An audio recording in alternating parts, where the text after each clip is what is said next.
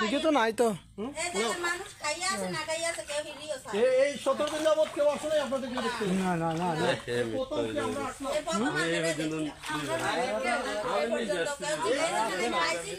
ওই এই যে এই যে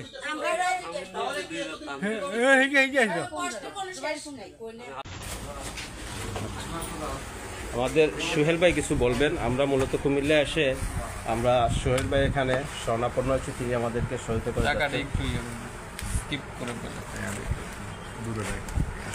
টাকা উঠতেছে না।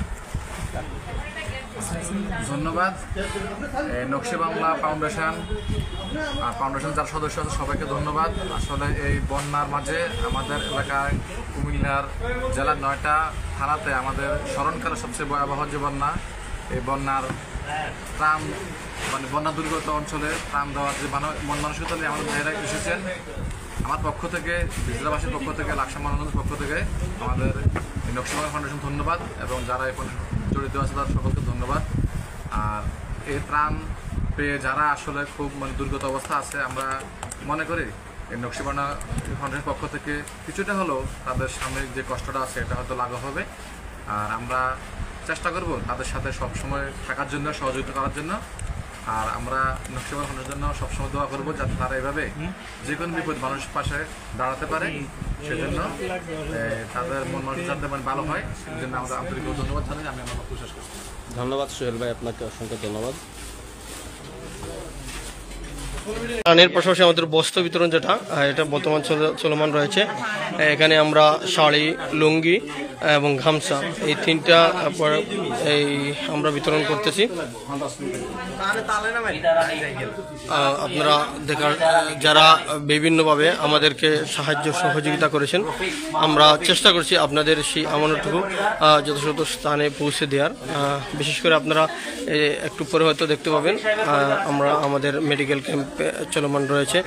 মেডিকেল ক্যাম্পেরও বিষয়বস্তু আপনাদের সম্মুখে উপস্থাপন করার চেষ্টা করব। আমরা 3টি বিষয় নিয়ে মূলত কুমিল্লার আসা, যে মেডিকেল ক্যাম্প, সে ত্রাণ এবং বস্ত্র বিতরণ, এই 3টা পরিকল্পনা নিয়ে। তারপরে আসবেন নার্গিস।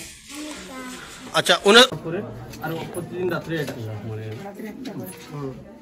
নকশি বাংলা ফাউন্ডেশনের থেকে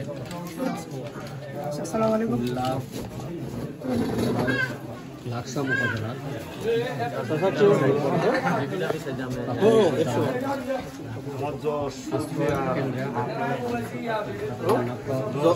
নামটা কি মেডিকেল ক্যাম্প অনুষ্ঠিত হয়েছে। বয়স কত? অনেক মানুষ বিভিন্ন রোগে আক্রান্ত।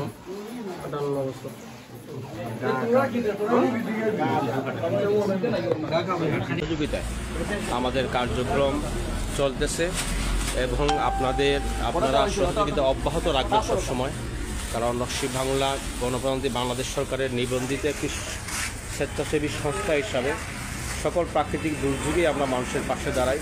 আর বিশেষ করে আজকে আমরা এখানে কুমিল্লায় আসছি আমাদের নকশি বাংলা ফাউন্ডেশনের সমাজদাতা সদস্য জনাব সত্তার আলী সুমন ভাই, ওনার শ্যালক সোহেল ভাই, উনি আমাদেরকে অনেক সহযোগিতা করেন। এখানে অনেকেই আছেন আমাদের।